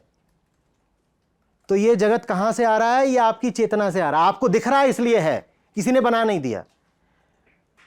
समझिएगा, जब आप कहते हैं भगवान ने दुनिया बनाई, तो उसमें सबसे पहले आपने असर्शन क्या कर दिया है कि दुनिया है और मैं हूं। वेदांत कहता है तुम्हें कैसे पता कि दुनिया है? तो आप कहेंगे मुझे दिख रही है तो है। बोले यही तो अहंकार है कि तुम्हें जो अनुभव हो रहा है तुम्हें लग रहा है सच ही है। तो वेदांत कहता है सबसे पहले तो ये पूछो कि क्या दुनिया है भी? तो तुम्हें कहना पड़ेगा कि मुझे दिख रही है इसलिए है। तो तुम्हें कहना पड़ेगा क्या तुम भी हो? तुम्हारा भी क्या प्रमाण है, तुम्हारी ही गवाही के अतिरिक्त कि तुम हो? तुम्हें कैसे पता तुम हो? तुम कहोगे कि ये जो बैठे हुए हैं देवी लोग ये कह रहे हैं कि आप हैं, कि ये तो मुझे ही दिख रहे हैं ना, तो इनके भी होने का क्या प्रमाण है मेरे अलावा? तो ये तो मैं अपना ही सेल्फ वेरिफिकेशन करे जा रहा हूं, मैं ही बोले जा रहा हूं मैं हूं, और खटाखट अपने आप को मैं सत्यापित करे जा रहा हूं, और फिर मैं कह देता हूं दुनिया है, और दुनिया है तो किसी भगवान ने बनाई, ऊपर आसमान पे बैठा है। तो वेदांत कह रहा है इस तरह की बाल कहानियों के लिए कोई जगह नहीं है, कोई नहीं ऊपर बैठा है जो बना रहा है। चेतना मात्र है, और चेतना की अशुद्धि है। चेतना है, चेतना की अशुद्धि है। शुद्ध चेतना को आत्मा बोलते हैं। अशुद्धियां हटाना जीवन का लक्ष्य है। बात खत्म। आ गया सवाल तुम्हारे मन में? अच्छा, पहले इनसे पूछ लेते हैं जी। सर, अभी आप कह रहे थे कि सही कर्म वो है जो स्वयं को केंद्रित करके ना किया जाए। फिर हम फाउंटेन हेड जैसी चीज़ पढ़ते हैं जिसमें लिखा जाता है कि सेल्फिशनेस इज़ अ वर्च्यू। तो कंफ्यूजन है सर, मतलब which path to choose? I mean, ये जो सेल्फ है ना, ये दो होते हैं। हाँ जी, नहीं ठीक, ये सेल्फ दो होते हैं। इसीलिए जब अंग्रेजी में लिखते हैं तो एक सेल्फ लिख देते हैं स्मॉल एस से, एक लिख देते हैं कैपिटल एस से। जब लिखते हैं हिंदी में या संस्कृत में तो एक को कहते हैं आत्म और एक को कहते हैं अहम। फाउंटेन हेड में जिस सेल्फिशनेस की बात की गई है वो है selfishness with a capital S. Fountain head को मैं एक सीमा तक आध्यात्मिक ग्रंथ मानता हूँ। आप अपने पहले कोर्स में रेकमेंड भी कर रहे थे उसको, पढ़ा चुका हूँ। हाँ, तो वहाँ बात ये हो रही है कि देखिए, जो छोटी वाली सेल्फिशनेस होती है वो कहाँ से उठती है? वो आपके अंदर के जानवर से उठती है। वो कहती है कि वही सब कुछ करो जंगल का जानवर कर रहा है। जंगल का जानवर क्या क्या करता है? अपने खाने पीने का प्रबंध कर लो, कोई दुरदुराए तो भाग जाओ, कोई ललचाए तो आकर के ले लो, चाट लो, उसने कुछ दे दिया खाने को तो। नर हो तो मादा के पीछे भागो, मादा हो तो नर को देखो। अपना कोई क्षेत्र स्थापित कर लो, उसमें कोई और घुसे तो उससे लड़ाई कर लो। ठीक है, ये है छोटा सेल्फ। ये है छोटा सेल्फ, वो हमारे भीतर होता है, वो हमारी देह में ही बसा हुआ, हमारे डीएनए में बैठा है। एक बड़ा सेल्फ होता है जो सिर्फ मनुष्यों को संभव है। जब आप इस छोटे सेल्फ का उल्लंघन करके आप कहते हैं मुझे ये नहीं बनना, हाँ मेरे भीतर डर उठ रहा है, लालच उठ रहा है, ये सब उठ रहा है, ये सब ठीक है, लेकिन कुछ और भी मैं हो सकता हूं, मुझे उधर जाना है, वो प्योर सेल्फिशनेस है और बड़ी अच्छी चीज़ होती है। अध्यात्म प्योर सेल्फिशनेस का ही नाम है। यदि सेल्फिशनेस का अर्थ है स्वार्थी होना, तो स्व अगर हमने सही से पहचान लिया तो सेल्फिशनेस बहुत खूबसूरत बात है। बात यह है बस कि वो सेल्फिशनेस क्षुद्र स्तर की ना हो। इसमें क्या बुराई हो सकती है अगर कोई इंसान अपना भला करना चाहता है? सेल्फिश माने यही तो जो अपनी भलाई देखे। इसमें गलत क्या है अगर कोई अपना भला करना चाहता है? गलत तब है जब वो आदमी बेहोशी में अपना भला करना चाहे, तब वो भलाई के नाम पे अपनी बुराई कर लेगा। ठीक है ना, अपनी नहीं दुनिया भर की बुराई कर देगा वो। तो सेल्फिशनेस में कुछ बुरा नहीं है, बस सेल्फ का मतलब पता होना चाहिए और आपका वास्तविक हित कहाँ है ये पता होना चाहिए। आप स्वार्थी बने, खूब बने। जी सर, ये सेल्फिशनेस की आपने बात की और मैं इस राह पर बढ़ रही थी 2019 में कुछ पर्सनल एडवर्सिटी के बाद, आध्यात्म की राह, और बहुत बेहतर फील हो रहा था, बहुत प्रोसेस जो चल रही थी, लेकिन फिर वो भटकाव और चीज़ें वापस बैक टू स्क्वायर वन। तो ये कंसिस्टेंसी नहीं आ पाई पर्सनल एक्सपीरियंस से बताऊं तो उस क्या कर सकते हैं उसके लिए? अब वो तो बात बीत गई, अब आप यहाँ से फिर शुरुआत करिए। ये है सांप सीढ़ी जैसा, आप ऊपर जाओगे थोड़ा नीचे आओगे, ये होता रहेगा, ये उम्र भर होता है। बस आपको रुक नहीं जाना है। आप अगर गिर रहे हो, जैसे वो पुरानी एक कहावत चलती है, 7 बार गिरो 8 बार उठो, तो ये और कोई इसका चारा नहीं। हर व्यक्ति गिरता है, मैं रोज़ गिरता हूँ, लेकिन चारा कुछ नहीं उठ खड़े होने के अलावा। आपने घबराना नहीं है बेटे। जी सर, मुझे ये पूछना था कि क्या एम्बिशियस होना सेल्फिश होना होता है? क्योंकि हम बोल देते हैं किसी व्यक्ति को कि ये बड़ा मटीरियलिस्टिक है, हो सकता है वो एम्बिशियस हो। देखिए, ऋषियों को, मनीषियों को मैं सबसे ज़्यादा महत्वाकांक्षी मानता हूँ। हमारी तो छोटी छोटी आकांक्षाएं होती हैं, महत्व को हम जानते कहाँ हैं। महत्वाकांक्षा तो तब ना जब महत्व का पहले कुछ पता हो। हमारी क्षुद्राकांक्षाएं होती हैं जिनको हम महत्वाकांक्षा बोल देते हैं, ये अहंकार है। हम कोई ऐसी छोटी सी पेटी टुच्ची सी चीज़ चाह रहे होते हैं और कह देते मेरी एम्बिशन है। क्या चाह रहे हो? एक ज़्यादा बड़ा मकान मिल जाए, ज़्यादा बड़ी गाड़ी मिल जाए, विदेश यात्रा हो या विदेश में आगे बस जाएं, बेहतर नौकरी, बेहतर साथी, समाज में प्रतिष्ठा। इसमें महत्वाकांक्षा कहाँ है? ये चीज़ तो जंगल का जानवर भी चाहता है। जो चीज़ जंगल का जानवर भी चाहता है उसको चाहने को आप महत्वाकांक्षा बोल रहे हो। ये तो हमने अपने आप को ही बहुत गिरा के नहीं देख लिया, अंडर एस्टिमेशन है ना अपना। महत्वाकांक्षा तब है जब आप महत्व को चाहो, और महत्व माने जो उच्चतम है, जो जीवन आपको उच्चतम दे सकता है उसको चाहो। उसको चाहने के लिए उसको थोड़ा बहुत जानना पड़ेगा, और जैसे जैसे जानना शुरू करते हो उससे प्यार होना शुरू हो जाता है। जब प्यार होना शुरू हो जाता है तो उसके निकट आते हो तो और जानने शुरू कर देते हो। तो महत्वाकांक्षा का खेल ऐसे आगे बढ़ता है। कैसे शुरुआत होगी उसकी? शुरुआत होगी ये देखने से कि आप जो चाह रहे हो उसमें महत्वाकांक्षा जैसा कुछ है ही नहीं। हाँ, हम अपनी पीठ खुद ही थपथपाए रहते हैं कि ये ना, आई एम एम्बिशियस। आप एम्बिशियस हैं नहीं। हमारी समस्या ये, हम में से कोई नहीं है एम्बिशियस। हमारा कुल खेल यही कुर्सियों तक और बेहतर मोबाइल फ़ोन। आप इस भवन के 100-200 लोगों को ले लीजिए, उनसे कहिए कि आप जो 20 चीज़ें चाहते हो ज़िंदगी में वो एक कागज़ पे लिख के दे दो, और उसके बाद जो लोगों ने लिख के दिया उसका मिलान कर लीजिएगा। उस 20 में से 10, 12, 15 आपको सब में साझी बातें मिलेंगी। एक चीज़ ऐसी आप भी मांग रहे हो, ये भी मांग रहे हो, उसमें महत्वाकांक्षा कैसे हो सकती है? अरे कुछ ऐसा मांगो ना जो अनूठा हो, कुछ ऐसा मांगो जो एकदम विशिष्ट हो। उसी को आत्मा कहते हैं, वही असली बात है। जो आपको आपके पड़ोसी ने मांगना सिखा दिया, जो आपको आपके परिवार ने मांगना सिखा दिया, जो टीवी ने मांगना सिखा दिया, उसे महत्वाकांक्षा कैसी? उसमें कुछ नहीं है, ऐसे सब ले रहे हैं, आप भी ले लीजिए, मिल भी जाता है। जी हाँ, पूछिए। सर आपकी नज़र में बेहतर एक सेकंड, पहले मेरी नज़र दुरुस्त हो जाए कैमरे के हिसाब से। जी पूछिए। आपकी नज़र में बेहतर होना क्या है? मतलब महत्वाकांक्षा क्या है जो करने के बाद मैं फील करूं कि नहीं अब मैं बेहतर हूं? वो क्या है? वो कोई एक मार्क है कि वहां पहुंच के मुझे पता चल जाएगा कि अब मैं बेहतर हूं, मुझे अब कुछ नहीं? देखिए, मैं बताता हूँ आपको, एक व्यक्तिगत अनुभव से बताता हूँ। कुछ चीज़ों को लेकर के मुझ में क्रोध बहुत रहा है। अब एक समय था कि कोई कुछ कर रहा है, कुछ गलत कर रहा है जो मेरी दृष्टि में गलत है, तो मैंने उसको पकड़ के डांट दिया या कुछ कर दिया या उसका नुकसान कर दिया या थप्पड़ ही मार दिया। तो ये मैं कर देता था, और मैं पाता था ये करने के बाद भी लेकिन भीतर एक आग सी लगी हुई है। अब मुझे ज़रूरत कम महसूस होती है उस पर प्रतिक्रिया करने की। मैं पा रहा हूँ कि बिना प्रतिक्रिया किए मैं उसको बेहतर तरीके से समझा सकता हूँ, सुधार सकता हूँ। मुझे विश्वास है मेरी बेहतरी हुई है इस मामले में।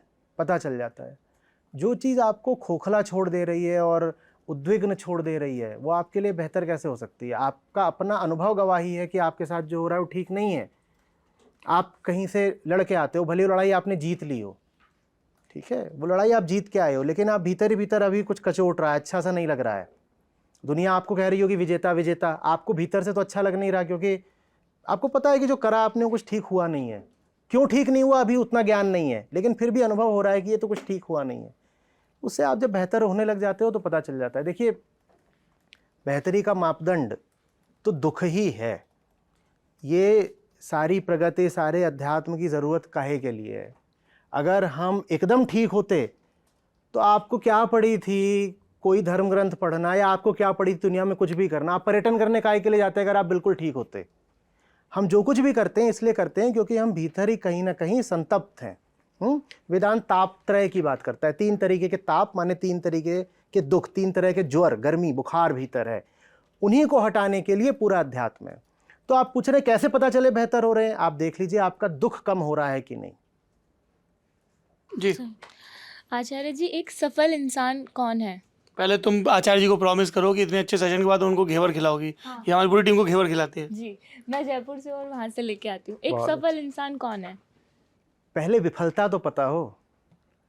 हम अगर जान ही नहीं रहे कि हम रोज़ कितने तरीकों से विफल हैं तो हम कैसे सफल होने का लक्ष्य करेंगे? आप विफल कब हैं ये बताइए। बताइए। मैं विफल कब हूँ? जब मेरा काम पूरा नहीं हो पाता है। आप अभी ये प्रश्न पूछना चाहती थी, ठीक है, पर किसी वजह से आप हिचक जाती तो एक तरह की विफलता होती ना। आपने पूछ लिया ये सफलता है। सफलता से पहले विफलता आती है, लेकिन हमारी पूरी शिक्षा और हमारी पूरी संस्कृति हमारी विफलता को छुपाती है पॉजिटिविटी के नीचे। कि विफलता की तो बात करो ही मत, सफल हो जाओ। अरे अगर मैं विफल नहीं हूं तो मैं सफल कैसे हो जाऊं? पहले मुझसे साफ साफ बात तो करो कि मेरी खोट, कमियां, विकार, दोष कहां पर हैं, वो हम नहीं करना कमियां चाहते। बताइए। हाँ, विकारों का उद्घाटन करे बिना निर्विकार होने की कैसे बात करें भाई? जी, अरे आएंगे, रिपीट क्वेश्चन से पहले सदन में सबको मौका मिलना चाहिए। तुम इतना पास ले आए हो कैमरा हमारे, तुम क्लोजअप ले रहे हो। हाँ जी, आचार्य जी आपने मेरा बड़ा मन था कि तुम सवाल पूछो, है ना, क्योंकि तुम्हें अपने दुख को प्रोसेस करना बड़ा ज़रूरी है। पूछिए। आचार्य जी आपने कोविड के टाइम पे काउंसलिंग के ज़रिए बहुत लोगों की मदद की थी, और अभी ऐसा है कि 1.5 साल हो गया है, पर अभी भी एक तबका है जिन्होंने बहुत लॉस फेस किया, तो उनको ऐसा लगता है कि दुनिया तो 1.5 साल में आगे बढ़ गई और सब भूल गई, पर वो जो लोग हैं वो अभी भी उसी दिन में। I am so sorry.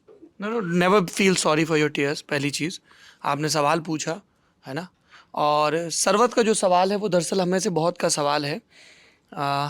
हमने बहुत करीबियों को बहुत अप्रत्याशित ढंग से खोया है, और सिर्फ खोया ही नहीं है, उनके अंतिम दिनों में उनको बहुत बेचारगी में देखा है। सरवत ने भी खोया है, मैंने भी खोया है, जो कैमरे के उस पार देख रहे हैं उन्होंने भी खोया है, और जब तब वो विवशता हमें घेर लेती है कि शायद हम कुछ और कर लेते तो हम उनको बचा लेते, हम बच जाते, इस तरह की बातें। तो अब उसको प्रोसेस कैसे करें, क्योंकि वो तो हो गया है, और वो स्मृति है जो लगातार कचोटती है हमें। देखिए, उसी दुख से मैं भी गुजरा हूँ, तो कुछ सीमा तक मैं आपका दुख समझता हूँ।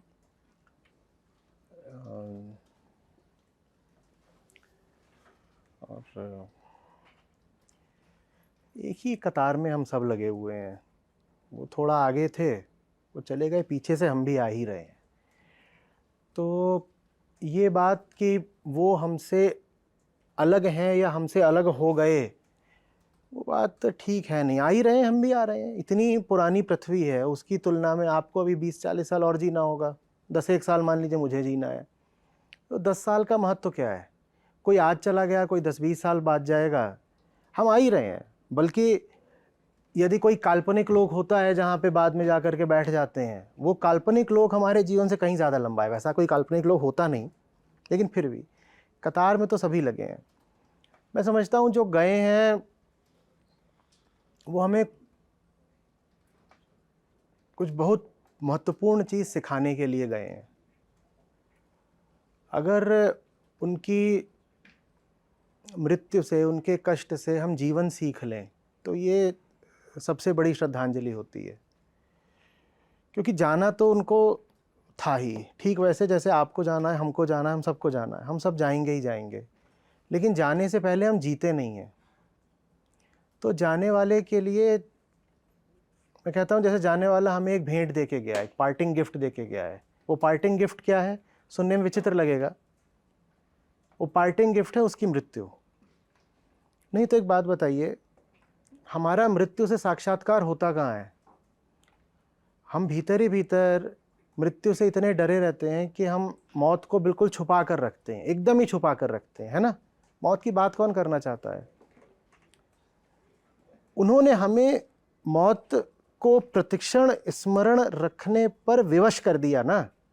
उनकी याद भुलाई नहीं भूलेगी। हम कुछ भी कह लें, अतिमानव हम में से कौन है? वो जो चोट लगती है, वो जो जख्म होता है, उसका निशान अब बना रहता है, जिंदगी भर बना रहता है। उन्होंने हमें मजबूर कर दिया है वो करने पर जो हमारे बड़े बड़े हितैषी चाहते थे कि हम करें, पर हम करते नहीं थे। हमारे ज्ञानियों ने, ऋषियों ने, संतों ने बार बार कहा कि मौत को याद रखना, मौत को याद रखना। हम याद रखते कहाँ हैं? जैसे सबसे बड़े ज्ञानी वही बन गए जो हमें छोड़कर चले गए। उन्होंने कुछ ऐसा कर दिया है कि अब मौत हमसे भुलाई नहीं भूलेगी। और मौत यदि भुलाई नहीं भूलेगी तो जीने के जो 10-20-40 साल हैं, ये शायद हम बहुत बेहतर जिएंगे। और अगर हम इसको बेहतर जी रहे हैं तो इससे अच्छा तोहफा, इससे बेहतर श्रद्धांजलि हम दिवंगतों को दे नहीं सकते। तो सबसे पहले तो ये मानना बंद ही कर देना चाहिए कि मैं तो ये नहीं गिनता कि कितने का हो गया, मैं देखता हूँ कितना बचा है। ठीक है, ऐसे चल रही, उल्टी चल रही है घड़ी, काउंटडाउन है। जल्दी चले गए, बेवफाई कर दी उन्होंने थोड़ी, पर ऐसा भी नहीं है कि वो बेवफा हैं। काहे कि मिलन तो दोबारा हो ही जाना है। आसमान में होगा, नहीं तो मिट्टी में होगा। जो मानते हैं कि आसमान में होता है वो मान लें आसमान में होता है, हम नहीं मानते आसमान में होता है, पर मिट्टी में तो हो ही जाएगा ना। जो राख तुम बने वही राख हम बन जाएंगे, फिर मिल जाएंगे, एक हो जाएंगे। तो ऐसा कोई नहीं है कि अनंत जुदाई आ गई है, फिर से मिल जाना है, मिल जाएंगे। जी नूपुर पूछो बालक। मुबारक जी, आपको तो जरूर पूछना चाहिए। आगे आओ, आगे आओ। ये हमारे सबसे प्रखर, मेधावी और पुराने और लोकप्रिय साथी हैं जो संपादक के यहाँ बीती शाम पार्टी में जाते हैं। आज भी संपादक पार्टी पे आज भी संपादक पार्टी पे ले जा रहे हैं जी। देख रहे हो कितना बढ़िया बॉस मिला है जी। नहीं, मेरा को ऐसा कुछ पर्सनली सवाल नहीं था, बट आप कह ही रहे हैं तो मैं फॉर्म कर लेता हूँ क्विकली। मुझे ये लगता है कि आध्यात्म, मैं कभी ज़्यादा पढ़ने की तरफ जा नहीं पाया। मैंने ओशो कुछ पढ़ा था, फिर मेरी रुचि नहीं जागी। मुझे हमेशा ये लगता था कि बार बार ये कहा जा रहा है कि जो आप कर रहे हो वो गलत है। बॉटम लाइन ये है, आप जो कुछ भी कर रहे हो वो गलत है।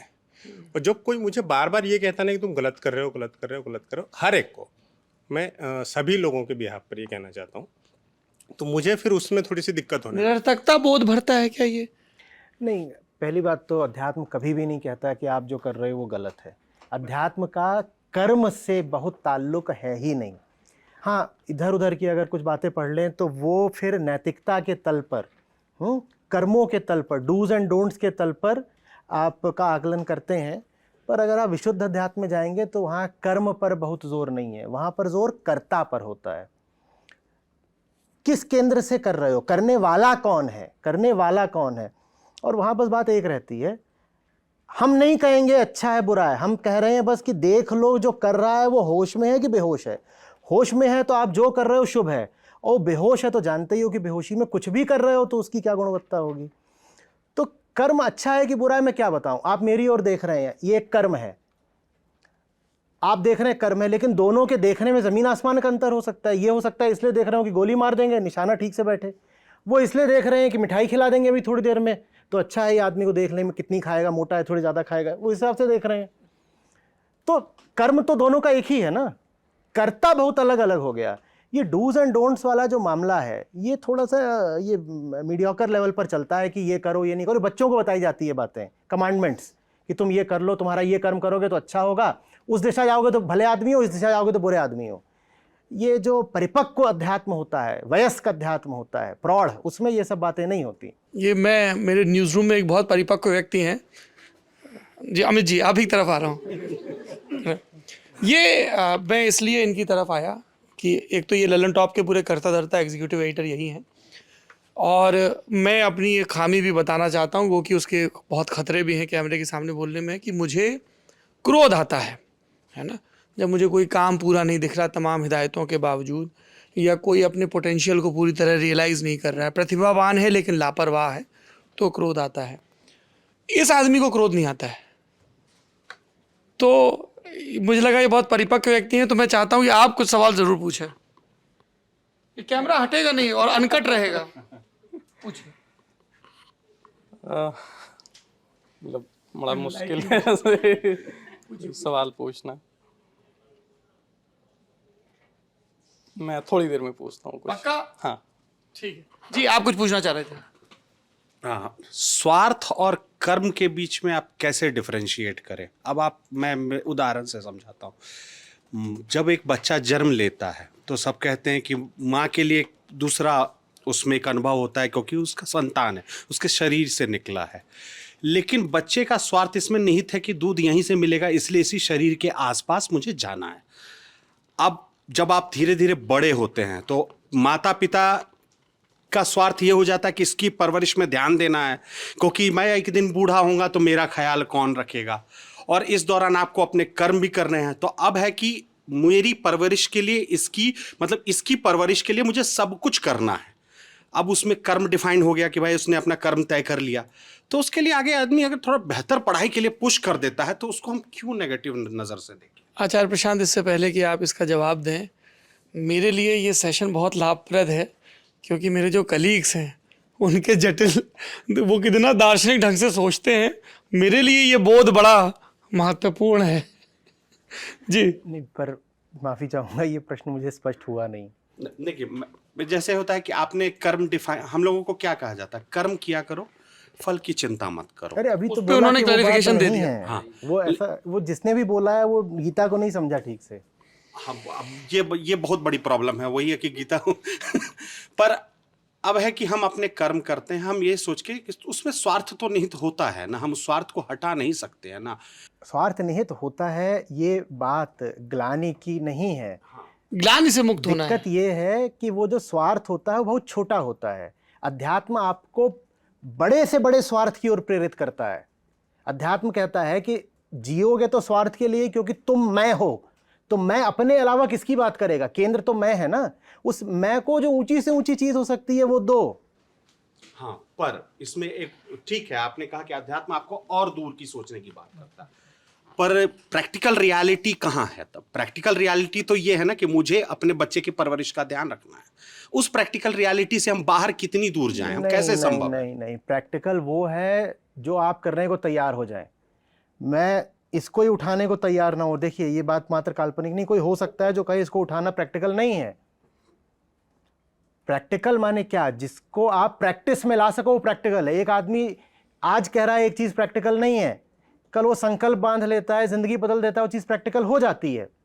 रियलिटी भी क्या है, उसका निर्माण आप अपने लिए करते हैं।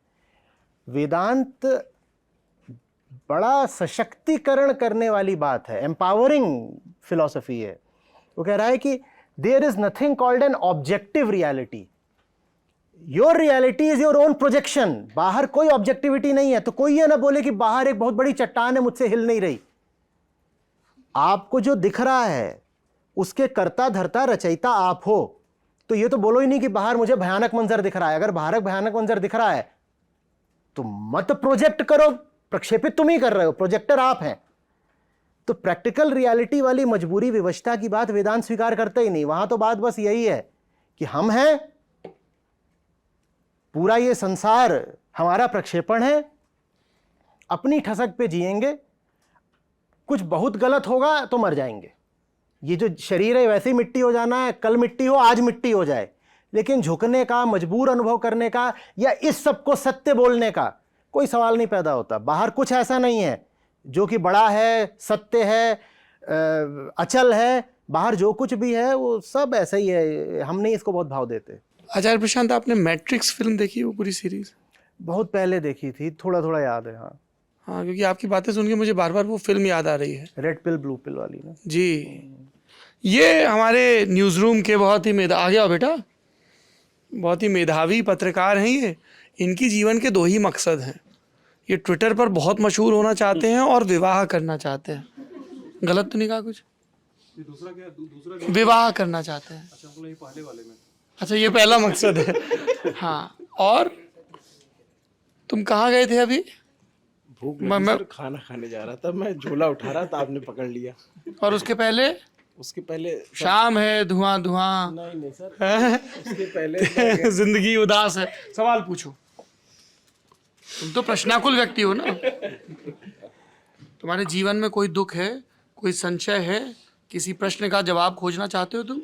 अगर जैसे आपके बॉस आपको छुट्टी ना दें और आप किसी पूजा पाठ के काम में जाना है तो क्या करना चाहिए? आपका और आपके बॉस के बीच में संबंध द्विपक्षीय होता है। आपका बॉस कोई भगवान ने नहीं भेजा है आपके सर पे, आपने उन्हें बॉस बनाया है। आप उन्हें बॉस मत बनाइए। ये ऑप्शन नहीं है। ऑप्शन हमेशा होता है पार्थ। बिल्कुल बिल्कुल। चुनाव देखिए, हंसने की बात बिल्कुल सही है और मैं भी बहुत मजे कर रहा हूँ। ये ऑप्शन हमेशा होता है पार्थ। वेदांत कहता है ये जगत, तुम्हारा जीवन तुम्हारा चुनाव है। चेतना माने वो जो चुने, और अगर तुम चुन नहीं रहे हो तो अचेतन हो, मुर्दा हो। अगर तुम मजबूरी की बात कर रहे हो माने तुम चुन नहीं सकते। अगर तुम चुन नहीं रहे हो तो मुर्दा हो, चॉइस। नहीं तो चुनेगा भी तो फिर चुनाव में बॉस के ऑप्शन में भी एक बॉस ही आएगा। ये आप अभी स्पीड नहीं, ऐसा कुछ नहीं है। ये आपने अपने चुनने के डोमेन को बड़ा सीमित कर दिया कि बॉस के विकल्प में बॉस ही आ जाएगा। अरे दूसरे किस्म का भी हो सकता है इन्हीं बॉस का या जो भी बॉस है उनका एक चेहरा हो जो आपने देखा नहीं हो सकता है कोई अच्छा बॉस भी होता हो सकता है आप बदल जाए, हो सकता है आप बदल जाए तो आपके बॉस शारीरिक रूप से वही रहते हुए आपके लिए बदल जाए। बहुत हद तक जगत आपका प्रतिबिंब होता है। आप बेहतर हो जाएं, आपके बॉस बेहतर हो जाएंगे, अपने आप आपके लिए बेहतर हो जाएंगे। एक चीज और हो सकती है अभिनव, कि हम लॉन्ग वीकेंड के पहले पूजा ना रखवाएं, ये भी हो सकता है। तो जब पूरे न्यूज़ रूम को ये पता है कि आज़ादी का अमृत महोत्सव है 15 अगस्त पे, और बहुत सारी खबरों की प्रस्तुतियां हैं, लोगों को बोध, जिस कॉन्शियसनेस की बार बार बात हो रही, लोगों को अपने इतिहास का, है ना, अपने अतीत का बोध कराना है, ऐसे समय में हम अपना सर्वोच्च ईश्वर अपने कर्म को माने और लंबी छुट्टी लेकर निकलने का जतन ना करें, ये भी हो सकता है। हाँ? 3 दिन छुट्टी कोई सहमत है, नहीं होनी चाहिए। लॉन्ग वीकेंड के पहले ऐसे तबीयत भी नहीं खराब होनी चाहिए। लॉन्ग वीकेंड तबीयत भी नहीं खराब होनी चाहिए। थोड़ा सा ऐसा भी नहीं कि आज नाक बह रही है, वर्क फ्रॉम होम करूंगा, पता चला कि आप वर्क फ्रॉम होम नहीं कर रहे। सवाल पूछिए। मेरा एक वेरी वेरी लंबे समय से रही है वेज और नॉन वेज वाली पूरी बहस को लेके। खाएं क्या? आप भी इसके बारे में बात करते हैं। आप इसके बारे में बात करते हैं कि अब मेरा उस मूड से है कि भाई जिसका जो मन है खा रहा है, खाने दो, जिसकी जो थाली में खाने दो। अगर कोई भी व्यक्ति किसी कुर्सी पे बैठा हुआ है या किसी भीड़ में खड़ा है और वो ये बोल रहा है कि साहब आपको ये खाना नहीं चाहिए क्योंकि यहाँ पे एक व्यक्ति को या किसी जानवर को मारा गया है, व्यक्ति को तो मार के नहीं खाना चाहिए। हाँ, मतलब हालांकि वो भी कॉन्शियसनेस का एक ही लेवल है। हाँ, लेवल कॉन्शियसनेस का वहीं पे जाता है ना उनका। वो तर्क वही कि आप अपने बच्चे को मारे खा सकते हैं क्या, इस तरह की बातें होने लगती हैं। तो इस पूरी बहस पे आपका क्या कहना है? पर जीवन तो पौधों में भी होता है, ये भी कहते हैं कई लोग। और दूध भी नॉनवेज है, ये भी कहते हैं। इस तरह की चीज है जी। इस पे आपका पक्ष? मैं एक बीमारी से तड़प रहा हूँ, मेरी बीमारी का नाम है अतृप्त चेतना। ठीक, वो पूरी मानवता की स्थिति है। हम सब परेशान हैं। हम परेशान नहीं होते तो हम आपस में इस तरह बात नहीं कर रहे होते, सवाल जवाब नहीं कर रहे होते। जिस तरीके से हम दूसरे को देखते हैं, आँखों में जो खालीपन, सूनापन रहता है, वो नहीं होता। भीतर एक अतृप्ति है, वही हमसे 100 काम कराती है। ठीक, उस अतृप्ति को हटाने के लिए साथ साथ चलिएगा, मुझे सबसे पहले उस चेतना से प्यार करना पड़ेगा ना जो बीमार है। किसी की बीमारी ठीक करने के लिए सबसे पहले आपके मन में उसकी कुछ कद्र होनी चाहिए, है ना। आपके घर में कोई बीमार हो जाता है, आप उसकी देखभाल करते हो, क्यों? क्योंकि आपको उससे लगाव है, यही है ना। तो चेतना से लगाव होना चाहिए अगर आप अपनी ही बेहतरी चाहते हो तो। अगर आपको चेतना से लगाव नहीं है तो आप अपने लिए ही नर्क पैदा कर रहे हो। और जब चेतना से लगाव होता है, आप कहते हो उसकी बीमारी हटानी है, तो आप जानते हो कि उसकी बीमारी ही है वैयक्तिकता, इंडिविजुअलिटी, माने कि मैं अलग हूं, दूसरे अलग हैं। ये चेतना अलग है, ये चेतना अलग है। आप मेरे साथ चल रहे हो? मुझे अपना भला करना है तो मुझे अपनी चेतना से प्यार होना चाहिए। चेतना माने क्या? जो भी मेरा हाल चल रहा है भीतर, उसे चेतना कहते हैं। अगर मैं अपने ही प्रति क्रूर हो गया तो मैं अपना भला तो नहीं कर सकता ना। मैं कह दूं कि मेरे जो भी हाल है मुझे फ़र्क नहीं पड़ता, मेरा सर दर्द है, मेरी टांग टूटी हुई है, मैं भीतर से बिल्कुल एकदम रो रहा हूँ, बिलख रहा हूँ, तो भी फ़र्क नहीं पड़ता, तो मैं अपना कोई भला नहीं कर पाऊँगा। तो अपनी ही चेतना के प्रति थोड़ा प्यार होना चाहिए। जब प्यार होता है तो पाते हो कि चेतना की बीमारी ही है ये सोचना कि मैं अलग, वो अलग। जिसे चेतना से प्यार है वो दूसरी चेतना को क्यों जान से मार देगा? कैसे मार सकता है? जो पशु वध है उसमें समस्या यही है कि आप जब उसका वध कर रहे हो उस वक्त आप जो हो गए हो आपके लिए अच्छा नहीं है। बात उसको खाने की नहीं है, बात उसको मारने की है। जब आप उसको मार रहे हो, मारते वक्त आप कुछ हो जाते हो। उस क्षण में जाओ जब आप कत्ल करते हो, उस कत्ल में आप कुछ हो गए हो ना। वो जो आप हो गए हो उस क्षण में, वो आपके लिए ही अच्छा नहीं है। आप अपने आहार की पूर्ति करना चाहते हो। जब शेर एक हिरण का शिकार करता है तो उसके जीवन के लिए, पोषण के लिए जरूरी शेर है। नहीं हो जी। शेर कभी नहीं कहता कि मुझे मुक्ति चाहिए। शेर कभी नहीं कहेगा कि वो एक अतृप्त चेतना है। शेर पूरे तरीके से एक मशीन है। शेर एक प्राकृतिक मशीन है जो घास नहीं खा सकती, जो पेड़ पे नहीं चढ़ सकती, जो नदी में तैर नहीं सकती। आप सब कुछ वो करते हो, आप एक एक काम ऐसा करते हो जो प्रकृति के आगे जाता है। आप तैरना सीखते हो, आप कपड़े पहनना सीखते हो, आप कपड़े बनाते हो, आप भाषा का, तकनीक का आविष्कार करते हो, आप जंगल से बाहर निकल के आए हो। आप में और शेर में कोई समानता नहीं है। शेर पूरे तरीके से सिर्फ अपने प्रकृतिगत संस्कारों पर चलता है। एक शेर में और दूसरे शेर में कोई अंतर नहीं हो सकता। आप कभी नहीं कहोगे कि एक शेर को भारत रत्न देना है। लेकिन आदमी की पहचान, आदमी की का सूचक उसकी चेतना का स्तर होता है। आदमी और आदमी में ज़मीन आसमान का अंतर होता है। आप एक को देवता के स्तर पर बैठा देते हो। कोई शेर कभी दूसरे शेर से बहुत भिन्न हो सकता है? लेकिन एक इंसान दूसरे इंसान से बहुत भिन्न हो सकता है, क्योंकि हमें प्रकृति पर नहीं चलना। तो हम ये तर्क नहीं दे सकते कि हमारी प्रकृति तो कहती है कि फलाना काम करो, तो शेर तो जहां बैठा होता है वहीं मलमूत्र कर देगा। हम यहाँ बैठे हम करेंगे क्या? हमें उठना जो काम शौचालय जाएंगे। शेर तो ट्विटर नहीं चलाता, शेर तो किसी को कुछ नहीं मानता। ठीक है, अगर उस तरह से बात करें तो सभ्यता के विकास के क्रम में हमने ये सारी चीज़ें सीखी, अपनी चेतना का विकास किया और उसको हस्तांतरित भी किया अगली पीढ़ी को। तो हमने आग को बरतना, फसल उगाना और ये सब सीखा। तो उसी क्रम में यदि एक बड़े वर्ग ने ये सीखा है कि पोषण के लिए जानवरों का या मछली का या कुछ भी भक्षण करना, और ख़ास तौर पर ऐसी जगह जैसे जो बहुत ही दुरूह भौगोलिक इलाकों में रहने वाले लोग हैं, जहाँ पर वेजिटेशन आसानी से उपलब्ध नहीं है, जैसे जो तिब्बत में बौद्ध धर्म की शाखा चलती है, वहाँ मांस भक्षण वर्जित नहीं है। तो वैसे में क्या करेंगे? देखिए, जो वैसी जगह पर रह रहे हों, मैं इसमें एक और सिरा बस छोड़ा जोड़ना चाहूँगा सौरभ की बात में। हमारा जो विकास है ना, बायोलॉजिकल इवोल्यूशन, हमारे पास कैनाइंस हैं दांतों में, 4 कैनाइंस हैं। कैनाइंस उन पशुओं को मिले, हम भी पशु हैं, उन पशुओं को मिले जिनको मांस फाड़ने के लिए में मदद मिले उससे। तो और जो बात इन्होंने कही कि पूरी इवोल्यूशन की प्रक्रिया में हमने इस तरह से खाना और जीना सीखा, और अभी भी बहुत सारी सभ्यताएं हैं। मतलब आप सेंटिनल आइलैंड है जो हिंद महासागर में, वहाँ पर भी पूरी सभ्यता विकसित हुई। वैसे आचार्य प्रशांत, एक चीज़ मैं बस जोड़ दूं, क्योंकि ये बस सेकंड लास्ट क्वेश्चन है। दिक्कत इससे नहीं है कि कोई वेज खाता है, कोई नॉन वेज खाता है, कोई वीगन है। दिक्कत इसके साथ जो असर्शन का भाव है कि नॉन वेज खाना कोई बहुत बुरी चीज़ है या वेज खाना बुरी चीज़ है, या एक श्रेष्ठता का भाव। कई वीगन हैं जो अरे तुम क्या कर रहे हो, बहुत पाप कर रहे हो, ऐसे वो एक श्रेष्ठता के बोध के साथ, और आपके अंदर ग्लानि और गिल्ट भरने का काम, एक जजमेंट, एक वैल्यू आ जाती है। वो काम बिल्कुल बेकार है, बिल्कुल व्यर्थ का है।